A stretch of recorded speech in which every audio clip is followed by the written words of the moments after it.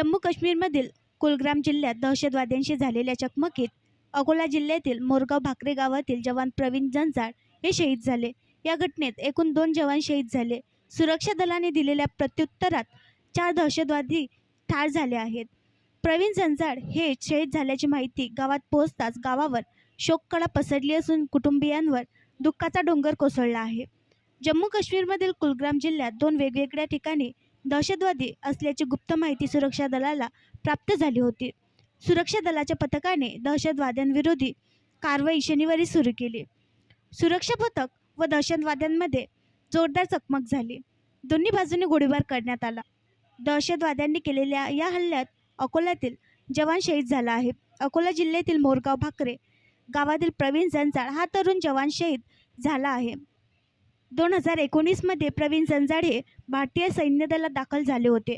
त्यांचे गेल्या वर्षी लग्न झाले होते।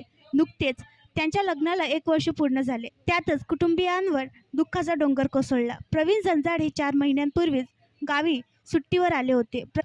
प्रवीण यांची कुटुंबियासोबतची ही शेवटची भेट ठरली। प्रवीण यांचे प्राथमिक शिक्षण गावात तर 12वी पर्यंतचे शिक्षण गायगाव येथे झाले होते। प्रवीण यांनी आपल्या वडिलांना घराच्या बांधकामासाठी 2 दिवसांपूर्वीच काही रक्कम देखील पाठवली होती। त्यांच्या पश्चात पत्नी, आई वडील, भाऊ असा परिवार आहे। शहीद जवानावर त्याच्या मोरगाव भाकरे या गावात शासकीय आणि लष्करी इतमामात अंत्यसंस्कार होणार आहेत। भारतीय सैन्य दलात सेवा देण्याची जंजाळ कुटुंबियांची परंपरा चालत आली आहे। जंजाळ कुटुंबातून प्रवीण हे सैन्य दलात दाखल झालेले 3रे जवान होते। त्यांच्यापूर्वी त्यांचे मोठे बाबा भास्करराव बाजीराव जंजाळ व त्यांचे काका रवींद्र जंजाळ हे सैन्य दलात होते।